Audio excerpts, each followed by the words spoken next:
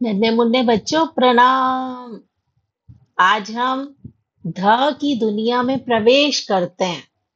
ध ने सारे करतब दिखाए तुम्हारे लिए, कितने कितने चेहरे बनाए तुम्हारे लिए।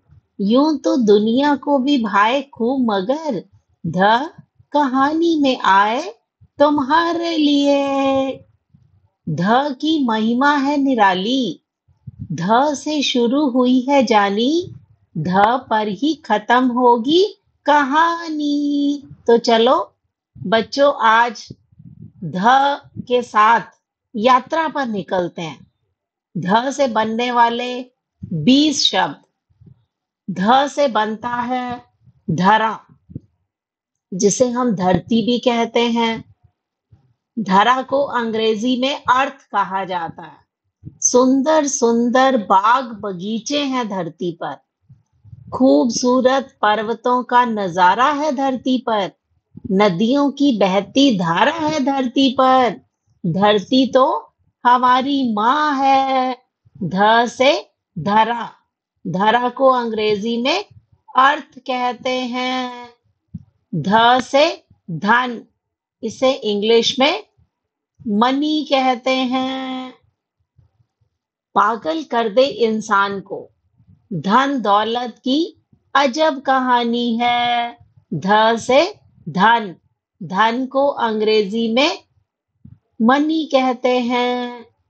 ध से धान, धान को इंग्लिश में राइस कहते हैं। सूर्य की किरणों से नई नई शक्ति लेकर धीमी आंच पर धान पकेंगे, हमारे प्राण पकेंगे।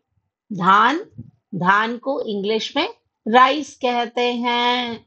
ध से धार, इसे धारा भी कहते हैं और इंग्लिश में इसे टॉरेंट कहते हैं।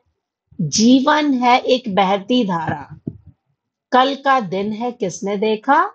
ध से धार, ध से धारा, इसे इंग्लिश में टॉरेंट कहते हैं। ध से धूल, इसे इंग्लिश में डस्ट कहते हैं। ध से धूप, इसे इंग्लिश में सनलाइट कहते हैं। ध से धर्म, इसे इंग्लिश में रिलीजन कहते हैं। ध से धक्का मुक्की, जो अक्सर बच्चे करते हैं। धक्का मुक्की को इंग्लिश में पुश कहते हैं। ध से ध्वज, इसे इंग्लिश में फ्लैग कहते हैं। ऊंचा रहे ध्वज हमारा, ऊंचा रहे तिरंगा, रहे ना कोई भूखा नंगा, बच्चा बच्चा देश का चंगा। ऊंचा रहे ध्वज हमारा, ऊंचा रहे तिरंगा।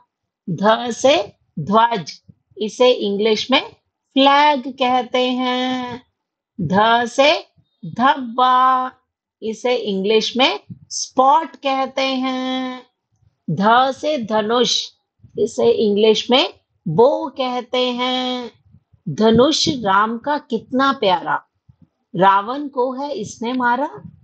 राक्षस सारे मार गिराए, लंका जीत अयोध्या राम वापस आए। ध से धनुष, इसे इंग्लिश में बो कहते हैं। ध से धावक, इसे इंग्लिश में एथलीट कहते हैं। दौड़ने वाले को धावक कहा जाता है और धावक को एथलीट कहते हैं। ध से ध्वनि, इसे इंग्लिश में साउंड कहते हैं। ध्वनि है साज में, ध्वनि है आवाज में, ध्वनि है गीत और संगीत में, ध्वनि है झरनों के कलरव में। ध्वनि कमाल है, ध्वनि बेमिसाल है, ध्वनि बेमिसाल है। ध्वनि को इंग्लिश में साउंड कहते हैं। ध से धेनु, इसे इंग्लिश में काऊ कहते हैं। ध से धोबी, इसे इंग्लिश में वॉशरमैन कहते हैं। धोबी आया धोबी आया, कितने कितने कपड़े लाया। एक दो तीन, एक दो तीन।